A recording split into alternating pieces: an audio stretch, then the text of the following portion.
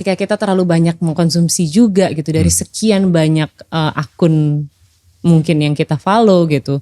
Seberapa banyak sih yang kita masukkan ke dalam otak kita tapi yang lain jadi residu. Ya kan? Aku gak akan bisa memulihkan diri aku. Aku ngerasanya gitu. Jadi anger is a part of me. Emang gitu. Meskipun itu bukan bagian yang terbaik dari aku, of course gitu. Tapi itu bukan bagian yang aku deny. Gak mau aku 12 jam aku hilang buat ngeliatin screen. Padahal aku bisa ganti dengan 2 jam aku ketemu sama teman aku misalnya. Teman itu.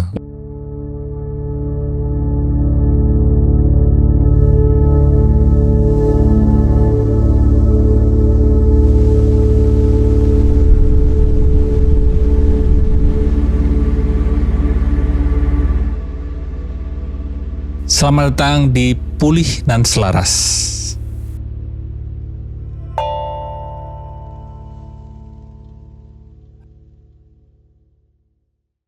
Selamat datang di Pulih dan Selaras. Dan kali ini teman ngobrol saya adalah Syahnas Soeharto. Selamat datang Syahnas. Halo Mas Aji. Halo. Ini rumahnya baru ya? Iya, rumah baru ya? Iya, dan Syahnas ini adalah salah satu orang yang saya perlu sangat berterima kasih kepada dia. Kenapa sih? Karena pada waktu PNS masih perjuangan. Sekarang juga masih perjuangan sih. Tapi dulu di awal-awal ya. PNS awal episode mungkin belum sampai 10 lebih sih. Kalau gak salah.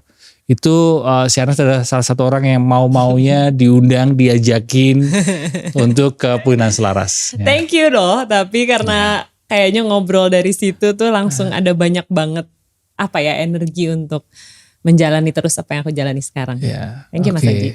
Terima kasih juga, aku juga terima kasih. Waktu itu aku jadi ingat gini, Syahnas. Waktu itu kan dulu kamu masih penyiar ya? Masih sampai sekarang juga. Oh iya, tapi kan di suatu tempat dulu dan akhirnya tidak lama dari situ kamu keluar, resign. Resign. Ya. Dan akhirnya sampai sekarang ada 2 buku ya yang kamu terbitkan ya. Buku pertama judulnya Finding the Light in Me. Buku kedua The Captain of My Flight Back Home. Ya aku tahu agak terkesan memakai bahasa Inggris terus gitu ya. Tapi gak tahu kenapa aku tuh gak ketemu waktu aku mau nyari judulnya. Aku tuh gak ketemu bahasa Indonesia yang cocok gitu. Maksud aku kayak pulih nan selaras gitu kan. Cantik gitu ya bahasa Indonesianya. Aku tuh kalau mencari kata dalam bahasa Indonesia tuh gak selancar itu Mas gitu. Jadi kayak kurang puitis. Gitu. Jadi aku pilih bahasa Inggris, mohon maaf ya. Gak apa-apa. Aku malah kepengen belajar pakai bahasa Inggris. Itu kelemahanku. Ya udah kita belajar bahasa Spanyol berdua gimana? Prancisnya gimana? Biar bingung. Aku juga jadi ingat kan. Aku terima kasih lagi. Ini banyak terima kasihnya sama Syahnas. Selain Pulih dan Selaras, yang kedua adalah dibantu episode Pulih dan Selaras waktu tamunya perlu bahasa Inggris. Aku kontak Syahnas. Tiba-tiba bantuin aku dong. Perlu temen yang bisa bahasa Inggris. Iya. Tapi itu juga menyenangkan banget ya Mas. Maksudnya kita akhirnya berbagi energi sama Guru Dev saat itu. Bener. Dan kayaknya emang align aja jalan kita. Akhirnya ketemu lagi di sini di tahun 2026. Udah dari 2024 berarti kita kenal 2024. Dan beberapa hari yang lalu, enggak beberapa hari sih, beberapa minggu yang lalu aku diundang di podcastmu yang bakalan launching. Boleh di-spill gak sih? Boleh. Gak tahu ini tayangnya nanti sudah launching atau belum tayangan episode ini ya. Gak apa-apa. Platform itu sebenarnya. Platform wellness yang baru aku buat. Dan aku berharap menjangkau lebih banyak orang lagi karena lewat 2 buku aku ternyata banyak banget yang reach out kan. Terus bicara tentang banyak hal lah gitu. Dan aku merasa ternyata sepertinya message ini perlu dibuat di channel lain gitu. Dan akhirnya aku memberanikan diri. Karena yang sulit itu kan. Karena kan kadang kita yang sabotage diri kita kan diri kita sendiri kan. Jadi memberanikan diri kayaknya udah cukup percaya diri deh kali untuk ini. Diperluas lagi salurannya ya, channelnya. Mudah-mudahan bisa. Jadi teman-teman kepoin ya Instagramnya Syahnas ya.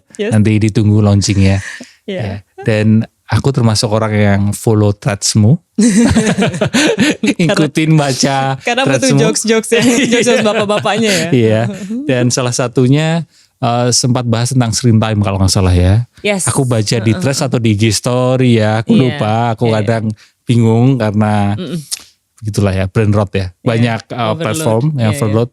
Kamu sempat screen capture screen time-mu dan kamu upload di story atau di threads 2 jam, 3 jam dalam satu hari. 3 jam kemarin, sempat 3 jam. Aku termasuk orangnya, wow, bisa 3 jam ya gitu. Aku kadang bisa 3 jam, tapi rata-rata sehari-hari enggak segitu sih, lebih dari 3 jam. Udah cek belum? Maksudnya udah cek? Udah cek sekarang hari ini. Hari ini aku belum cek. Tolong beri screen time-ku. Kamu berapa screen time? Aku hari ini kayaknya tadi pas nyampe sini masih 2,5. 2,5? 2,5 jam. 2,5 jam? Dan ini jam 1 siang ya. Aku itu sampai screen time-nya kan aku taruh di sini sejam. Wow. Masih sejam. Soalnya tadi kan ini kesini kan, berangkat kesini aku nyupir kan, jadi aku nggak bisa pegang. Biasanya semakin banyak berkendara, semakin screen time-nya semakin turun gitu. Ngomongin tentang screen time, menurutmu gimana menjaga kesehatan mental di dunia digital ini? Sulit banget Mas. Gini, aku merasa aku bertanggung jawab penuh. Yang bisa aku kontrol itu adalah apa yang aku konsumsi kan. Yang ada di gawai aku gitu. Dan aku merasa itu aja kadang akunya lost gitu. Padahal sebenarnya aku masih bisa kontrol ya kan. Jadi ceritanya kenapa aku sangat concern sama screen time aku. Pernah satu hari aku kok kayak mual gitu ya rasanya. Aku kayak mual ya gitu. Tapi aku bingung aku kenapa. Terus tiba-tiba aku cek aja gitu, nggak tahu kenapa pengen ngecek screen time aku. Dan hari itu mengerikan banget. Hari itu baru sekitar jam 2 jam 3 siang. Dan screen time aku 12 jam. Wow. Gila. Bener, 12 jam berarti. Dan itu udah setengahnya lebih kan. Karena aku kan emang bangun tuh pagi banget gitu. Aku gak ngerti, mungkin malamnya aku kurang tidur terus aku udah scrolling. Terus paginya aku bangun lagi masih scrolling gitu. Dan kalau aku biarkan itu terus terjadi, berarti 12 jam tuh setengah hari loh. Iya kan? Bener. Setengah hari di dalam hidup kita loh. Kayak kualitas hidup apa yang aku akan dapatkan kalau 12 jam setengah hidup aku habiskan untuk melihat satu benda mati. Gitu. Itu kayak tiba-tiba aku wow, nggak bisa nih. Gue aja udah sering bilang, aku tuh sering bilang sama diri aku gitu kan. Maksudnya batasan-batasan konsumsi makanan ini dan itu gitu. Tapi kok masih bisa kebablasan. Ada hari-hari aku kebablasan kayak gini kan gitu. Ya memang sih saat itu aku akui lagi nyari banyak research tentang ini dan itu ya. Tapi kan 12 jam lebih ya Mas. Iya banyak banget itu ya. Kan? Tapi itu apakah itu berarti momen dimana kamu terus lalu berusaha untuk mengurangi screen time-mu? Di momen itu kah? Mungkin kamu bisa ceritain di momen apa kamu mulai berusaha mengurangi? Itu sih sebenarnya aku udah tahu, maksudnya ya kita semua glued to our phones kan. Emang kita tuh kayak lengket aja gitu kan di tangan kita gitu. Bahkan banyak orang yang bilang kalau pergi nggak ketinggalan apapun tuh nggak apa-apa asal jangan ketinggalan HP kan zaman sekarang gitu. Aku tahu lah gitu. Dan udah beberapa kali juga aku bicara tentang digital detox dan lain-lain. Tapi kok ya itu yang menampar aku adalah masih bisa kecolongan nih gue gitu. Dan yang aku takuti adalah tidak hanya si setengah hidup aku yang bakal aku kehilangan itu. Tapi presence aku buat menjadi ibu, presence aku saat aku misalnya masak, saat aku ngomong sama orang, apakah aku masih ada di sana gitu. Kalau setiap saat aku ngeliatin handphone. HP. Ini berarti ngomongin tentang presence ya. Iya, aku tuh takut itu kan Mas. Terus aku mulailah merasa enggak, ini harus dikurangin gitu ya. Tapi sampai sekarang aku penasaran apa kebiasaan ini terkait dengan kebiasaan konsumsi digital ya. Kebiasaan yang sampai sekarang masih bisa dikatakan mindless kamu lakuin. Biasanya aku itu cek ponsel di pagi hari? Iya, itu masih. Tapi itu biasanya aku lakukan. Aku cuma punya waktu tuh kurang lebih 5-10 menit kalau pagi banget. Karena biasanya aku selesai meditasi. aku lihat HP untuk cari tahu oh nih jam berapa. Karena kan udah harus beresin anak aku. Oke. Nah aku cuma punya waktu selisih dari aku selesai meditasi sampai alarm aku bunyi untuk nyiapin dia untuk main HP. Itu tuh buat buka handphone. Iya, tapi aku buka tuh biasanya, aku lihat-lihat apa sih. Tapi setelah meditasi. Setelah. Tapi pada waktu bangun pegang handphone nggak? Masih pegang handphone? Biasanya aku cuman sekarang ngelihat jam berapa. Oh oke. Soalnya biar aku tahu oh nih jamnya udah jam segini gitu. Nggak tahu kenapa aku masih. Sebenarnya satu hal yang juga aku pengen ngurangin ngelihat jam terlalu sering sih. Cuma ngeliat jam aja? Iya, aku tuh sering lihat jam. Sering tapi itu udah progres yang luar biasa, Nes. Maksudnya kan banyak orang ya. Bahkan kadang aku masih kalau bangun tek gitu langsung pegang handphone. Terus lihat-lihat apa tuh, Mas? Nah, ini ada satu hal yang menarik. Apa? Dan ternyata aku lihat di mana di YouTube atau apa ya. Orang sekarang itu ketika bangun tidur itu kayak ada daya dorongan untuk mencari keributan. Oh ya? Jadi kayak aku harus menemukan konflik. Aku harus ada sesuatu yang mengancam diriku dan itu nggak sehat secara mental kan. Iya. Bayangin bangun tidur langsung ada dorongan untuk nyari konflik. Aku harus ada sesuatu yang kontra, ada sesuatu yang menyerang diriku. Karena dengan begitu merasa eksis. Diriku ada karena konflik itu gitu, Nes. Oh, jadi semacam masokis gitu dong ya sebenarnya. Iya, kurang lebih seperti itu ya. Jadi di dalam diri kita mungkin ada rasa yang gitu ada threat gitu, ada ancaman gitu. Iya, dan itu yang nggak sehat kan. Makanya kalau kamu bangun tidur hanya lihat handphone dan hanya lihat jam. Itu udah gak apa-apa ya? Iya, nggak apa-apa banget gitu. Iya sih. Tapi ya mau dikurangi aja. Juga. Aku sangat percaya 2026 adalah waktunya going analog. Aku udah bilang sama banyak orang. Aku sangat percaya dan aku perlu untuk bener-bener make it happen gitu. Karena aku tuh bosan banget, Mas. Jujur aku lagi bosan banget dengan keributan dan keriuhan, ngerti gak sih? Dan kelihatan banget dari tulisan-tulisanmu di story, di thread. Tapi menarik malahan, maksudnya kayak ada kebingungan yang mewakili banyak orang gitu. Iya kan? Kayak kamu kebingungan kemarin tuh apa sih? Ngelihat temenmu yang pakai filter. Iya. Itu pakai filter tapi kamu mau negur, tapi kamu nge-like gitu-gitulah ya kan. Gini, aku bingung kalau kalau temen aku pakai filter, itu harus aku like atau enggak. Karena kalau menurut aku kalau aku like, aku akan menambah bensin ke kehaluan dia. Tapi kalau aku enggak, tapi sebagai teman kan kamu masih nge-like. Aku kan pengen dia bahagia. Iya, supaya dia bahagia dan dia, ya kamu menerima dirinya apa adanya kan. Bener, gitu. dan semua orang punya rights mereka untuk nge-post apapun.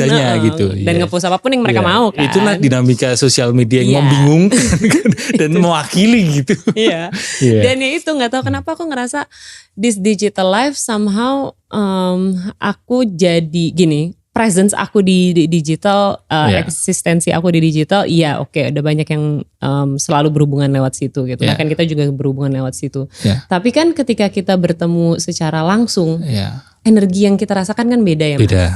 Dan aku ngerasa kalau aku nggak ketemu muka langsung, aku tuh nggak bakal sayang sama orang ini gitu. Ada banyak banget yang tidak bisa digantiin dan aku lebih milih nggak mau aku 12 jam aku hilang. Buat ngeliatin screen, padahal aku bisa ganti dengan 2 jam aku ketemu sama teman aku misalnya. Itu. Ya kan, aku ngerasa nggak mau, sekarang kalau misalnya ada yang ngechat aku panjang, daripada ribet, ketemu dah sama gue gitu. Kapan lu punya waktu 1 jam 2 jam kita selipin, kita ngobrol over coffee gitu, dan abis itu kita ngobrol kan udah jadi lebih wah enak ya gitu. Akhirnya kita ngobrol nggak pakai layar layar itu ya. Dan aku ngerasa itulah 2026 akan going analog. Mengurangi digital lah ya. Yes. Lalu kapan kamu punya waktu untuk buka handphone? Maksudnya apa kamu jadwalin? buka handphone itu pada waktu ini? Kalau urusan kerjaan gimana?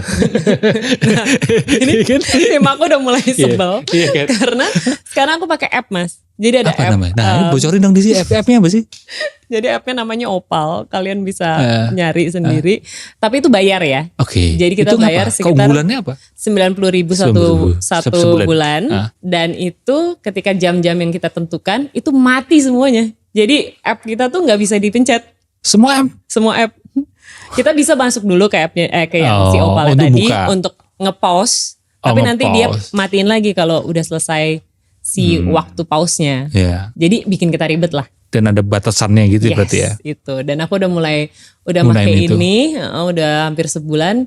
Ya tim aku suka sebel sih, cuman ya aku kayak ya sorry gitu kan. Dan itulah yang membantu untuk mengurangi screen time. Lumayan banget. Jadi 1-2 minggu pertama aku pakai screen time aku tuh turun. Jadi yang 12 jam tadi tuh per hari kan, makanya aku shock. Tapi average aku tuh tadinya sekitar lumayan tinggi lah, sekitar 7-8 ya. Oke. Itu jam itu ya, tapi buat Gen Z katanya masih oke sih. Oh iya. Iya. Aku 7-8 itu udah merasa khawatir kan? Gitu kan. Nah, banyakan dari 7-8 jam deh gitu. 7-8 kan tadinya average-nya gitu. Sekarang turun jadi 3-4. Cia berapa sehari Cia? Alan berapa itu? Kang Rana aman ya Kang Rana ya? Average-nya biasanya weekly tuh average kan tuh kita dikasih tahu. Oh average-nya ya dilihat di weekly-nya ya? Katanya kalau Gen Z itu bisa di atas 10 selalu average mereka. Aku screen time-ku itu sampai aku bikin itu apa? Muncul di depannya. Jadi itu penting jadi sih, pengingat gitu. Bener. Oke, aku sudah terlalu lama gitu. Semua jadi ngeliatin. Ada gak kamu? Screen time masing-masing. Berapa? Aku 5 jam. Oh. Hari ini. Apa average? Masih oke. Kita nunggu Mas. Kalau Indri kelihatan banyak itunya, marketplace-nya. Novi berapa? 3 jam setengah. Oh ya, masih oke ya semuanya. Okay. Ternyata aku lumayan tinggi ternyata kan. Dia bingung, dia masih nggak tahu. Tapi ada itu nggak, maksudnya setiap harinya ada jam-jam tertentu kamu mesti buka handphone. Oh, kamu jadwalin nggak mesti buka handphone? Biasanya iya. Dan itu setiap aku selesai workout pagi-pagi. Biasanya itu jam 9 aku pasti hadir. Jam 9 sampai jam 10 karena jam 10 mati teleponnya sampai jam setengah 12. Oke. Udah dapat. Berapa? Kan? 7 jam. Ya, kamu lebih gengsi dibandingkan Cia berarti. Iya kayak gitu. Jadi jam 9 sampai jam 10 kamu digital presence. Iya, dan sekarang tapi aku ganti. Jadi aku buka semua tuh sosmed, WhatsApp ya. Lebih utamanya untuk apa namanya bertukar pesan itu di laptop. Jadi lebih fokus. Iya loh. Aku ngerasain kalau buka sosial media di laptop itu lebih sebentar. Bener kan? Dibandingkan lewat handphone. Itu dia. Ya. Itu juga salah satu tips untuk mengurangi screen time kelihatannya. Banget. Menurut aku sih jadinya apa ya? Kalau laptop tuh aku jadi bisa langsung ngomongin kerjaan kan. Oh ini yang kurang, ini yang kurang. Dah. Habis itu aku tutup udah. Aku bisa melanjutkan. Dan kalau handphone itu mudah sekali kita ke distract untuk buka aplikasi lain. Itu benar. Ya kan, kalau laptop kan ya bisa sih ke lainnya tapi nggak terlalu licin lah gitu. Nggak terlalu licin bener sih. Dan ini loh, aku tuh sering banget udah buka HP gitu ya. Yang tujuan harusnya aku buka HP misalnya aku harus transfer ini lupa karena nyasar. Kamu juga. Ya, itu kayaknya. Aku pikir gara-gara usia. Kamu kan jauh lebih muda dari aku ya, tapi kamu juga ngalamin juga ya. Itu karena ini ya distraksi banyak sekali ya. I guess ya karena kita mindless juga gak sih Mas? Iya. Aku tuh punya niatan untuk ngelakuin A dan B gitu. Pegang handphone ini Nes. Buka. Ngapain ya? Tadi aku mau ngapain ya? Diam dulu. Iya. Ngapain? Oke. Gitu. Emang agak apa ya? Yang aku takut tuh ya itu. Jadi banyak banget hal tidak aku lakukan secara sadar itu sih. Iya. Sosial media identik sama informasi berita. Dan kamu kan dulu jurnalis kan? Di TV. Host juga di TV sekarang masih kan sekarang? Kalau sekarang masih hosting di TV masih. Kalau jurnalis aku lebih nulis ya. Nulis, sekarang. Iya kelihatan dari tulisanmu, kelihatan kamu jurnalis, ya kan? News anchor udah. Iya, news anchor. Dulu pernah kan? Mas, ya sekarang? ada. Ya kemarin ini baru mulai lagi, tapi abis itu kayak. Oke, aku baru tahu ada mulai nyeseger lagi kamu. Iya, iya gitu. Iya agak nggak yakin ya. Iya. Masih berkecimpung lah, teman aku pers juga masih banyak gitu. Tapi ya berita tuh noisy ya Mas. Iya. Ya. Nah dari pengalamanmu mungkin udah 10 tahun di dunia ini. Gimana perbedaan konsumsi berita TV dulu, bukan berita TV tapi konsumsi berita secara umum dulu dan sekarang. Karena ada kebingungan gini, Nes, ada yang nanya gini, kurang lebih gini, aku itu kepengen update berita, tapi kalau aku terus-terusan update berita, dimana sekarang mudah sekali update berita, banget. Jadi cemas, jadi gampang marah, apalagi berita-berita akhir-akhir ini kan ya memang bikin emosi kan. Tapi kalau aku terus nggak update berita, aku bisa jadi cenderung tone deaf gitu, nggak peduli. Betul. Nah, gimana? Kita bahas dulu di perbedaannya, konsumsi berita dulu dan sekarang. Oke. Konsumsi berita dulu sama sekarang, kurang lebih benang merah aku tetap sama. Yaitu? Aku masih sangat rely ke media cetak. Lucu sih. Karena aku terpuaskan kalau aku melihat berita di sosmed cuma sedikit. Aku kan suka baca ya Mas. Cuma seciprit gitu, terus kayak belum gitu. Belum tuntas gitu ya. Belum kelar nih buat aku gitu. Dan media yang aku konsum untuk media-media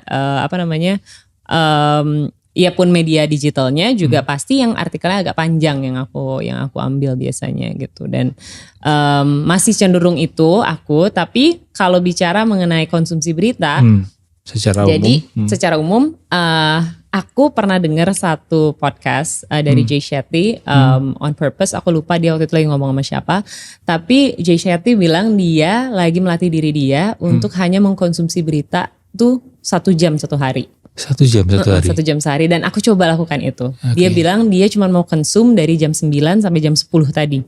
Gitu. Jadi ketika 8 deh nggak usah, dia 2 jam 8 sampai 10 gitu. Di saat itu adalah waktu dia untuk ngambil semuanya. Abis itu dia stop.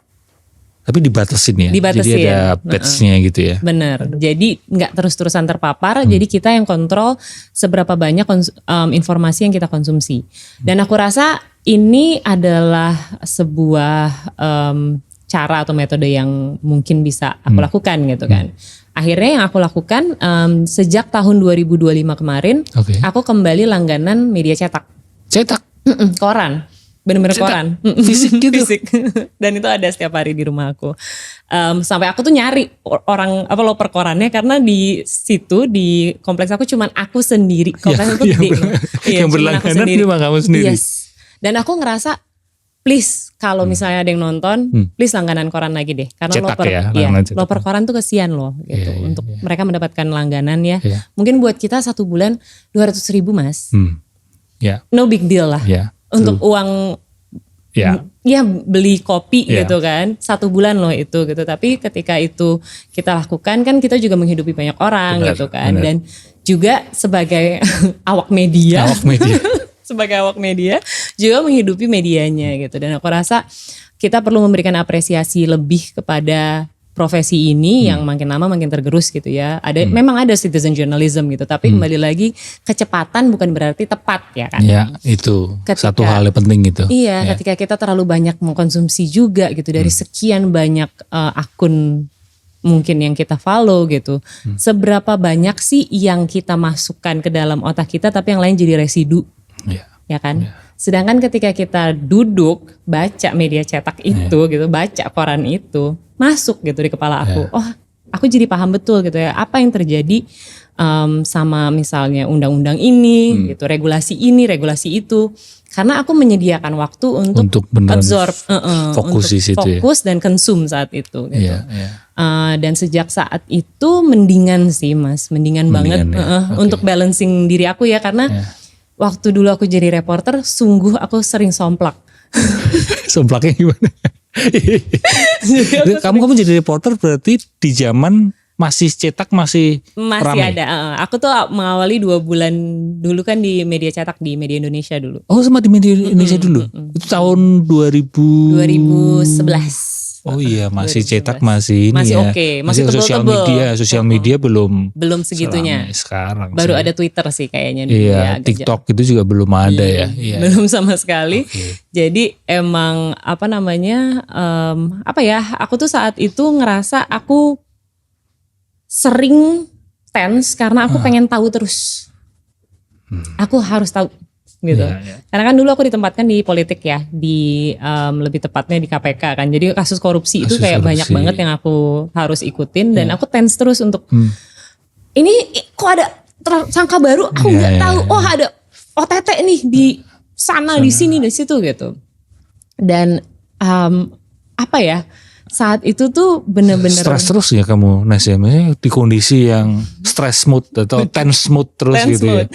Tense mood apalagi diperparahkan dulu kan redaktur bisa nelfon yang kok bisa kebobolan gitu. Kenapa kamu nggak tahu ada operasi tangkap tangan di sini? Gitu kan. Harus update beritanya itu. Jadi kan ada pressure itu kan. Jadi akunya itu bener-bener harus segera tahu, cepet tahu gitu ya. Gitu kan. Dan itu yang sekarang ini kamu kurangin. Sangat aku kurangin. Dengan itu tadi ya, lebih baik media cetak. Betul. Dan kalau terus ngejar cepet jadi stres ya. Bener, batasin konsumsi sih. Dan aku tidak mengkonsumsi satu media aja, aku mengkonsumsi dari beberapa kan. Jadi perspektifnya aku bisa tahu lebih jauh gitu dari itu dan mencerna dulu dengan logika, mencerna dulu dengan train of thoughts aku nih gitu. Jangan aku langsung serta-merta langsung keluarin kan atau komentar gitu. Of course semuanya kita pengen komentarin gitu at the end of the day. Kalau misalnya kita juga overload dengan informasi gitu. Dan aku ngerasa aku tuh mindful banget dengan apa yang aku konsum secara makanan nih kan. Makanan. Aku harus semindful itu untuk apa yang masuk ke kepala aku. Konsumsi itu bukan hanya yang masuk ke mulut, tapi yang masuk ke pikiran ini juga ya telinga juga perlu kita waspadai kan, perlu kita saring ya. Sangat justru menurut aku sangat justru itu yang harus disaring dan noise-nya sekarang terlalu banyak. Kita terpapar untuk terlalu banyak hal. Dan semakin cepat arus informasi dan aku setuju tadi bahwa semakin menambah kecepatan, seringkali kita kehilangan kedalaman kan. Bener banget, bener banget. Jadi nggak ada waktu untuk jedanya itu loh mas. Ketika kita nggak jeda tuh kan, jadi cepet dan aku tuh ngerasa jadinya resonansinya sama. Karena aku jadi bingung yang mana yang berita yang penting, yang mana yang tidak penting. Ngerti nggak? Aku jadi kayak, padahal harusnya ada beberapa hal lebih penting gitu kan. Tapi jadi resonansinya di kepala aku tuh sama. Karena yang aku lihat itu aja gitu kan. Jadi perlu ini ya momen mengunyah kan. Nah, itu dia. Kita kayak makan aja kayak mulut kan perlu mengunyah. Pikiran kita juga ada momen perlu mengunyah. Tapi sayangnya netizen itu kan dapat informasinya sepenggal. Kesimpulan dan komennya itu 100%. udah full gas gitu. Asumsi ya. Jadi malah semakin riwah, semakin ribut ya. Iya, itu dia. Noises di dalam kepala kita tuh harus di-reduce sih menurut aku. Di hati harus di-reduce, di kepala harus di-reduce gitu ya. Mau tidak mau. Mengurangi ya. Iya, kita kan punya, itu kan within our control ya. True. Ya kan. Nah kalau tadi ngomongin berita Nes, kalau sekarang ngomongin tentang sosial media, follow unfollow, pernah nggak ada? Kamu boleh samain atau enggak ya? Terserah kamu. Ini aku ngikut aja. Satu akun yang kamu secara sadar dulunya kamu follow dan akhirnya kamu putusin untuk nggak follow. Oh sangat banyak. Sangat banyak. Blog bahkan? Blog aku hanya melakukan sama orang yang benar-benar aku kayaknya nggak akan mau berhubungan lagi. Apa pertimbangannya apa maksudnya? Jadi ya ini mungkin cocok ya sama kamu tuh. Aku kayaknya butuh ke terapi. Aku ngerasa aku tuh sebagai manusia masih sangat lengkap dengan amarah dan kekesalan dan ini dan itu gitu ya. Wajar, aku juga. Iya, dan aku ngerasa gini Mas, kalau aku tidak acknowledge aku adalah seorang manusia yang punya begitu banyak layer. Tidak hanya aku yang aku tampilkan secara persona. Itu aku gak akan bisa memulihkan diri aku. Aku ngerasanya gitu. Jadi anger is a part of me. Emang. gitu. Meskipun itu bukan bagian yang terbaik dari aku, of course gitu, tapi itu bukan bagian yang aku deny. Dan dalam perjalanan hidup aku, of course ada orang-orang yang aku sakiti, ada orang yang menyakiti aku. Dan aku merasa pilihan aku 100% untuk mau atau tidak memiliki akses ke orang-orang ini gitu. Follow atau enggak follow. Follow atau enggak follow, aku udah gak ada lagi tuh Mas ternyata dari aku yang merasa aduh nanti gak enak, ternyata aku udah gak ada tuh rasa kayak gitu. Aku kayak kalau misalnya nih saat ini melihat Mas Aji misalnya bikin aku gitu, hati aku perih. Kamu akan pilih unfollow dulu. Apa atau pertimbangannya, Mbak? nge-mute dulu atau gimana gitu ya. Pertimbangannya maksudnya ada contoh aja, maksudnya nggak spesifik ke orang ya. Iya. Contoh misal aku aja yang sebagai contoh, aku ngelakuin apa sehingga kamu Mas Aji unfollow aja gitu. Nah itu bisa apa aja Mas. Jadi aku tuh selalu bilang sama sama followers aku sebenarnya nggak apa-apa banget gitu ketika kita punya. Jadi gini. Aku memperlakukannya tuh kayak decluttering barang aku. Karena aku ngerasa ada yang udah gak resonate lagi sama aku. Ada yang info yang dia bikin. Jadi gini, semua orang kan following kita kan mereka berkembang ya. Ini kan orang-orang secara individu berkembang. Iya, kan? ya ini satu hal penting ini. Banyak orang berpikiran orang itu bakalan statis. Stay begitu, gak mungkin padahal kan? bertambah usia, dia akan berkembang. Nah itu dia. Terus? Dan aku yakin betul ada beberapa following aku yang atau followers aku atau orang yang aku idolakan. Itu berbeda arah sama aku gitu akhirnya gitu. Jadi kayak pertemanan aja. Oh ya udah, ketika memang sudah tidak sejalan, aku rasa nggak apa-apa gitu untuk unfollow asal ya udah unfollow aja. Itu kan within our control kan. Kalau misalnya aku ngelihat Mas Aji tiap kali, apaan sih Mas Aji ngomonginnya kayak gini gitu. Berarti kan ke-trigger aku kan. Yang perlu aku lakukan saat itu nanya dulu, kenapa sih Mas Aji nih postingannya seperti itu trigger aku. Iya dong. Tapi selagi aku membereskan rasa kenapa aku begitu sama kamu, yang aku bisa kontrol adalah tidak melihat dulu. Boundaries. Itu aku sih ngerasa boundaries itu ya. Pentingnya boundaries ya. Jadi aku pikir aku nggak pernah seumur hidup aku minta orang fallback. Seumur hidup aku nggak pernah gitu ya. Jadi menurut aku itu adalah kontrol 100%. Siapa yang kita mau itu follow atau kita mau unfollow itu 100% dikontrolnya di kita. Dan ya aku big advocate di sini sih kalau emang kamu merasa udah harus unfollow, ya nggak apa-apa. Itu cara kita menyayangi diri kita, honor diri kita, respect diri kita. Karena ada hal-hal yang mungkin kita kira kita nggak apa-apa, tapi giliran tiap ngeliat, gitu kan, atau jadi kesel, atau jadi kayak kenapa sih gitu, atau cranky itu perlu set boundaries ya, supaya dalam tanda petik penyakit itu tidak terus terpapar ke kita ya. Betul, karena aku juga ngerasa mau menyembuhkan diri seperti apa kalau kita terus menerus merelakan diri untuk terpapar itu terus gitu ya. Berarti kan triggernya kita taruh aja terus kan gitu. Aku rasa nggak apa-apa gitu ya. If by any chance nanti kita ketemu lagi di masa depan dan kita align lagi, itu adalah persoalan. Itu adalah misteri semesta gitu menurut aku. Apakah kamu akan unfollow aku kalau aku terus bilang aku suka Coldplay? Tentu tidak. Ini buat konteks ya teman-teman. Sana sini beberapa hari ini ya itu suka dengan mengeluarkan opini-opini yang nggak populer ya kan, atau unpopular opinion. Ya. Jadi dia bilang banyak orang suka tapi aku nggak suka ya kan. Salah satunya adalah Coldplay. Aku gak suka dari dulu Mas, dari aku kuliah. Dari lagu Yellow? Gak suka aku. Tapi kamu terpapar lagu Yellow waktu itu? Terpapar, aku masih bisa, masih oke lah. Yellow masih oke? Masih 2 album pertama masih oke lah. Oh iya. Tapi kemudian setelah itu lagu yang kamu mention itu apa sih? Pokoknya yang ramai banget itu kan? Yang sama Beyonce itu loh. What do you call that song?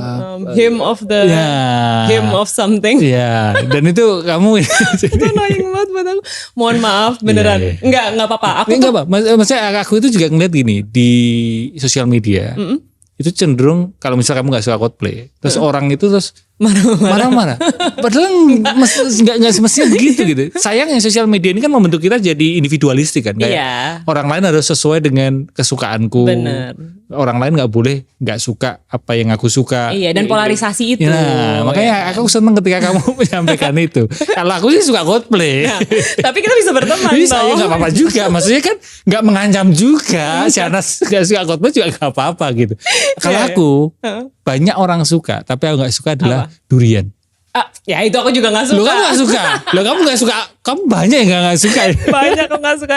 Kalau makanan yang orang lain suka, aku gak suka. Es krim. Es krim gak suka? Aku jarang banget makan es krim. Waktu kecil masa kamu gak ini? Kayaknya enggak deh. Kalau ini kita berseberangan sih. Kalau Coldplay tadi berseberangan juga ya kan. Durian kita sepakat. Sedangkan yang es krim berseberangan lagi. Loh, waktu kecil masa kamu? Waktu biasanya kecil kan di bujuknya pakai es krim. Pakai es krim kan? Enggak, aku sih ingetnya yang aku suka makanan whipped cream aku suka. Whipped cream ice cream suka. enggak? Kalau sekarang aku balik, yang kamu suka, tapi banyak orang lain nggak suka. Wah itu banyak. Buku. Kata anak aku, Bu, the only person who likes book is you. Oh iya. Oh anak-anakmu belum ya masih kecil. Baca. Dan ini ya data literasi Indonesia nanti dicek ya, itu cukup bawah loh peringkatnya loh. Iya. Banyak sih yang kayak aku sebenarnya banyak. Iya. Cuman waktu aku kecil tuh aku ngerasa teman-teman aku tuh sukanya main Barbie gitu ya, main Polly Pockets gitu. Lalu apa momen yang bikin kamu suka buku? Nggak tahu momen apa ya yang bikin aku suka banget sama buku, tapi aku ingat aku bawa buku kemana-mana dan aku waktu SD tuh aku sering hilang ke library, ke perpustakaan. Oh memang kamu hobinya nongkrongnya di perpus gitu. Anak perpus. Dan kalau Mas Aji nanya aku tuh suka buku sejak kapan, kayaknya dari waktu aku kecil yang aku idolakan ya, maksudnya tokoh-tokoh yang aku tonton gitu ya. Salah satunya Matilda tuh tokoh anak perempuan karya Roald Dahl. Dia tuh kutu buku. Aku suka Matilda dari waktu aku kecil dan aku suka Belle dari Beauty and the Beast yang juga kutu buku. Kutu buku juga ya? Dan dia kan dikasih library gede banget tuh sama Beast. Ya nggak tahu kenapa mungkin dari situ aku udah ngerasa role modelnya. Kayak ada kemiripan gitu loh. Dan habis itu ya udah aku suka banget baca mulai dari komik apapun, akhirnya Intisari mamaku, Trubus aku baca semuanya sampai menanam ya semualah, mencangkok pohon-pohonan aku baca-bacain. Iya. Membaca buku aku itu suka. Tapi ada satu permasalahan Nes. Kenapa? Yang kelihatannya aku perlu tanya kamu. Apa kamu sama dengan aku atau berseberangan lagi? Apa? Kecepatan membaca bukuku itu kalah cepat dibandingkan kecepatan membeli bukuku. Jadi banyak buku di rumah yang belum aku baca. Nah, kamu gitu juga nggak? Tipe orang yang kayak gitu? Kayaknya semua orang pasti ada tendensi ada arah itunya deh. Ya? Aku sebenarnya aku masih bisa dibilang masih aman lah tahap itu ya. Dari misalnya 5 buku yang aku baca, 5 buku yang aku beli, pasti 4 aku baca. Pasti, hampir pasti, masih oke lah. Oke banget masih lah itu. Cuma 80%, 90%. Tetap cepat belinya. Nah, tapi Mas Aji 2026 tuh adalah satu tahun aku mau mencoba sebuah kebiasaan membaca yang baru. Apa Karena 2025 tuh aku mencoba untuk membaca dengan target. Yang artinya aku baca kemarin pokoknya 2025 aku membaca 48 buku. Dalam satu tahun? Dalam 1 tahun. Dalam 1 bulan tuh ada yang 5 buku aku baca, ada yang 3 buku aku baca gitu ya dalam 1 bulan. Tapi aku kok ngerasa jadi terlalu banyak overload information dan aku jadi agak ada beberapa buku yang ketukar-tukar sama aku kayak endingnya gitu loh. Aku agak ini ada similarities nih gitu, paham kan? Jadinya. Nah di 2026 ini aku sangat bilang ke diri aku take your time, nggak ada target, slow reading aja, dinikmatin senikmat mungkin. Jadi aku kemana-mana sekarang aku bawa stabilo aku, terus ya udah aku kasih mark kira-kira yang mana yang menarik, yang mana yang ini gitu. Dan kayaknya 2026 ini aku baru selesain sekitar 4 buku, 5 buku dalam 2 bulan ini. Dalam 2 bulan ini dan I think it's enough gitu buat aku saat ini, nggak perlu kayak punya target lagi. Ya apalagi di zaman sekarang distraksi banyak. 2 bulan baca 5 buku, 4 buku itu udah lumayan banget ya. Kembali ke sosial media, Nes. Adakah momen atau peristiwa atau keributan netizen yang bikin kamu kepingin menjauhi sosial media untuk sementara? Hampir setiap kali ya. Hampir setiap kali. Hampir setiap kali. Ada momen apa yang kayak contohnya ada peristiwa apa? Gini, kita mudah sekali sampai di suatu judgment, dan ini aku tidak berbicara untuk orang lain, aku berbicara untuk diri aku sendiri ya. Cerita subjektif kan, personal gitu. Personal aku tuh ternyata masih loh gitu kegiring orang untuk bikin sebuah asumsi padahal aku belum tahu benar. Dan aku sadari itu, loh kok gue udah kayak punya prejudice terhadap orang ini ya gitu. Padahal kan gue belum kenal nih orang gitu, dan karena paparan begitu banyak orang ngomongin orang ini gitu misalnya gitu tentang satu fenomena. Dan itu terjadi juga sama aku gitu. Dan entah kenapa ya Mas Haji, aku tuh dari kecil kan orangnya rebel banget ya. Iya. Kayak menurut aku individual thoughts itu adalah segala-galanya gitu. Aku harus berpikir untuk diri aku sendiri. Dan ketika itu terjadi sama aku merasa kok aku punya prejudice begini. Padahal aku belum tahu sepenuhnya. Aku merasa aku dilangkahi. Aku merasa aku kok membiarkan orang lain membentuk persepsi tentang dirimu. Persepsi tentang orang orang ini gitu. Aku jadi ngerasa this is not my individual thought, this is collective thought. Dan karena aku ada di social media, aku jadi terpapar gitu kan. Dan itu aku sadari. Jadi makanya setiap kali ada sebuah fenomena keramaian, aku diem dulu. Aku diem dulu kayak tunggu apa nih gitu yang terjadi. Dan itu jadi momen aku bikin untuk jadi momen buat berefleksi sih gitu. Gue paham betul nggak nih tentang fenomena yang terjadi. Aku melihat ini secara objektif gak nih? Atau karena digiring oleh opini orang-orang gitu. Dan buat aku soalnya aku harus memegang kendali atas pemikiran aku. Aku gak mau kayak membiarkan orang lain masuk ke dirimu, mempengaruhi dirimu gitu ya. Iya. Kalau aku ada prinsip gini, gak tahu sih. Aku juga perlu pendapatmu. Aku itu ketika ngelihat keributan keramaian netizen. Gitu. Contoh ini keramaian udah cukup lama, kehilangan Tumblr, masih inget kan? Ramai banget. Nah, aku itu punya prinsip, aku akan bahas predikatnya. Kan sebuah keributan, kan A kehilangan Tumblr, maka subjek, predikat, objek kan. Subjeknya A, subjek si yang mengalami, pelakunya yang mengalami, predikatnya kehilangan, objeknya adalah Tumblr-nya kan. Netizen cenderung sebatas aku ngelihat, observasiku akan terus ngejudge si A, membahas si A, atau membahas objeknya, si Tumblr-nya. Predikatnya ngomongin kehilangannya, ini yang jarang dibahas. Oh betul. Justru aku akan lebih objektif gitu. Maksudnya aku tidak nyalain, tidak terus menghakimin si subjek dan objeknya, tapi predikatnya inilah yang aku bahas tentang kehilangan. Tapi justru ini adalah topik yang tidak diminati oleh netizen. Kenapa? Karena setiap orang mengalami kehilangan.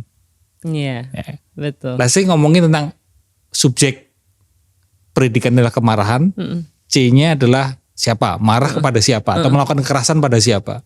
Yang jarang dibahas adalah kemarahan dan kekerasannya. Dan ini jarang dibahas oleh netizen. Kenapa? Karena netizen, aku juga sebenarnya melakukan itu. Betul. Gitu. Hanya ke objek yang berbeda. Iya, makanya setiap keributan gitu kadang pendapatku nggak rame jadi nggak apa-apa toh. Iya. Aku sih ingat waktu Tumblr itu terjadi, aku bilang satu thread yang banyak banget yang nge-retweet juga.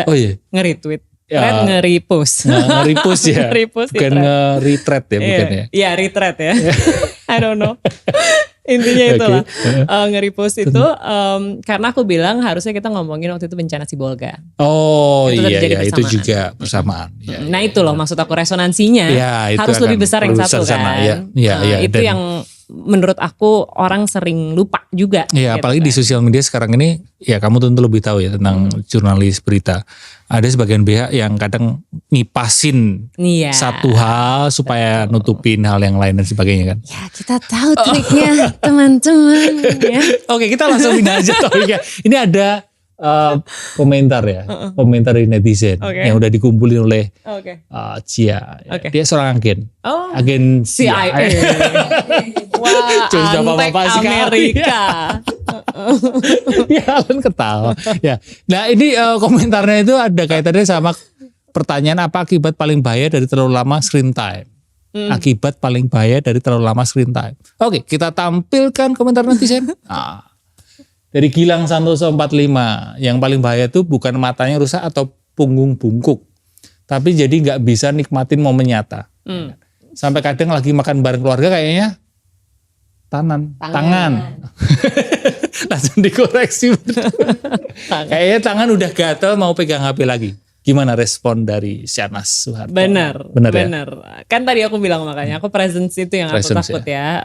Bahkan ke anak aku pun gitu. Aku bukan almond mom yang benar-benar kayak nggak boleh screen time gitu ya ke anak aku. Dia masih pegang juga. Jadi ada momen yang kayak aku, wah nggak bisa nih, dia lagi megang gadgetnya dia, aku megang gadget aku, terus kayak kita di samping nih, tapi kita nggak punya koneksi gitu kan. Akhirnya aku jadi bilang ada beberapa saat memang kita nggak ada gitu, no gadget around. Supaya bisa merasakan kehadirannya, supaya hadir dan merasakan kehadiran orang di sebelahnya gitu ya. Iya, tapi namanya Gen Alpha ya, dia bilang kayak talking is boring.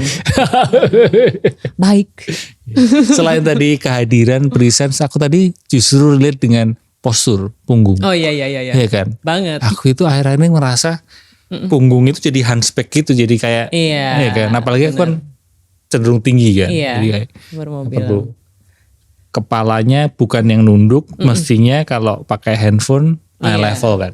Nah, gini. Makanya yoga Mas.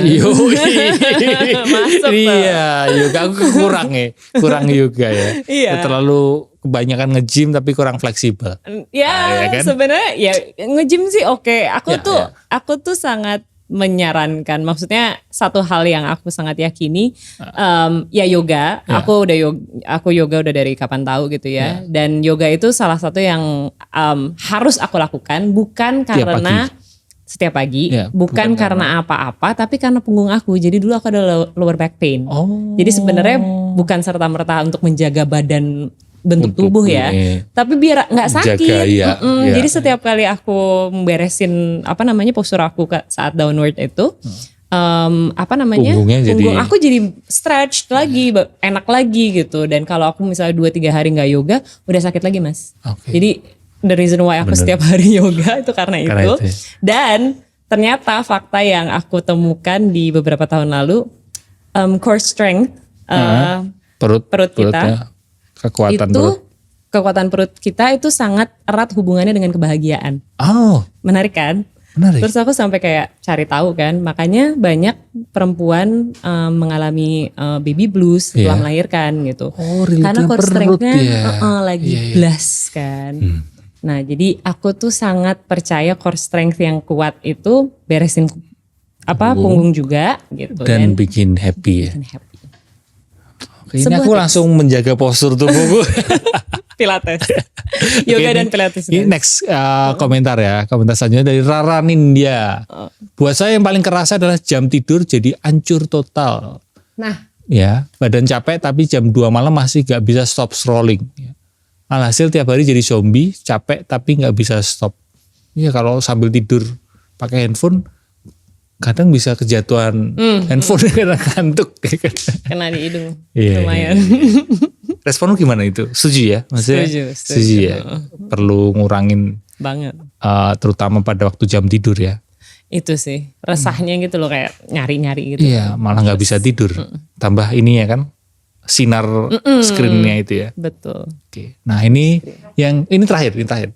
Dari Kevin Aditya, singkatnya, lu ada tapi nggak hadir, ya tadi ya, physically exist tapi mentally somewhere else, dan lu bahkan nggak sadar kalau itu udah terjadi. Itu tadi. Tiba-tiba kok udah 2026 ya, gitu kan? Ada perasaan itu nggak? Itu gara-gara COVID sih Mas. Iya, kamu juga ini merasa banget COVID sih. Itu kan 6 tahun yang lalu. Iya, 6 tahun yang lalu loh. Tapi 3 tahun itu kan kayak hilang aja. 6 tahun yang lalu ya Nes ya? 2020. Udah lama ya. Aku pikir baru beberapa tahun yang lalu ya. Aku Tapi pikir 6 tahun yang lalu. 6 tahun yang lalu. Dan aduh gak tahu deh. Itu kayaknya gak bisa kita minta kembali ya sih waktu itu. Iya itu kayak begitu cepat ya. Banget. Ya. Banget. Ya tadi malam aku baru nonton satu film Eddington tentang COVID-19 saat di COVID-19 Di Netflix. Di HBO. Oke. Dan iya aku tuh lupa aja gitu rasa kita harus kemana-mana pakai pakai masker dan betapa menyesakannya saat itu kan. Dan pas kita harus grocery shopping ke supermarket gitu kan dengan physical distancing itu lupa. Benar. Tapi juga kayak amazed kita semua bisa ngelewatin itu semua loh. Aku ingat waktu itu ya, waktu social distancing itu. Kan ada minimart di depan komplek. Dari rumah mau ke minimart itu kayak mau ke medan perang. Wah kayak semuanya dulu. Ya kan? Jadi ya itu 3 tahun 6 tahun yang lalu. 6 tahun 2020 kita lockdown di bulan Maret ya kalau nggak salah. Dan itulah pentingnya sekarang ini untuk be present, ngurangin screen time. Bener. Supaya waktu tidak terasa begitu cepat ya. Iya, karena 3 tahun kita hilang pakai masker. Iya. Last question ini, Nes. Gimana sebaiknya mengelola perhatian di attention economy? Sekarang ini kan perebutan perhatian kan, dan ada strategi gitu. Beberapa temanku juga nyaranin ke aku, tapi aku menolak karena rebutan perhatian. Jadi justru strateginya adalah, misalnya nih kita kan ngomongin tentang screen time ini. Strateginya adalah minggu lalu atau 2 minggu lalu aku mesti bikin keramaian, bikin semacam sensasi lah. Disarankan seperti itu. Tentang screen time. Mungkin aku akan melakukan statement-statement yang bikin memprovokasi orang buat nyerang aku, buat gak seneng sama aku. Sehingga ketika podcast ini nanti tayang, aku akan bilang ini loh klarifikasiku. Dan itu akan memenangkan rebutan perhatian. Ada beberapa orang yang ternyata menggunakan cara seperti itu. Dan ketika aku disarankan seperti itu, jawabannya adalah gini, Nes. Aku lebih memilih tidur nyenyak sih daripada menang rebutan perhatian gitu. Ada benernya. Iya kan, lebih memilih tidur nyenyak gitu. Ya mungkin aku dengan melakukan strategi itu rebutan perhatian menang. Tapi aku nggak tidur nyenyak gitu. Nah kalau menurut kamu gimana mengelola perhatian di attention economy ini? Call me anti-capitalist, but I've always been an anti-capitalist dari dulu. Ya, dan aku selalu merasa currency yang aku pakai adalah yang mau aku pakai, bukan currency yang dikasih ke aku. Apa currency-nya yang kamu pakai? Nah ini currency attention ini aku tarik kembali, biarkan attention itu masuk ke diri aku dulu gitu. Dan aku nggak mau pakai currency itu gitu. Aku ya kembali ya karena rebel tadi, aku ngerasa yang perlu aku lakukan ya menarik itu semua dan kembali yaitu menyadari kalau ini harus diberikan jeda. Supaya apa? Supaya aku bisa paham betul kalau yang aku konsumsi adalah aku konsumsi secara sadar, bukan ditunggangi, bukan adalah sebuah penggiringan gitu. Ketika aku memang ada di bagian di sosial media mau tidak mau gitu saat ini emang ada di situ seperti ya kita semua hidup di dunia kapitalis gitu. Cuma at the end of the day buat aku prinsip yang terbaik adalah yang bisa aku jalani dengan sadar dan tidak memberikan kontrol apapun ke orang lain gitu ya terkait dengan decision di dalam hidup aku. Jadi kalau misalnya mereka bilang lihat sini Nes, aku ngeliat sana. Seperti itu kurang lebih ya. Oke, thank you Sanas. Thank you Mas Haji. Ya saya setuju sekali bahwa di tengah attention ekonomi ini justru kita perlu mengamankan attention kita ya. Jadi jangan terus diobral perhatian kita ke hal-hal yang mungkin nggak benar-benar penting gitu ya. Karena meskipun sekuat-kuatnya aku maunya ngeliat sana, tetap kadang nengok juga kan. Nengok, iya. Well. Oke, thank you.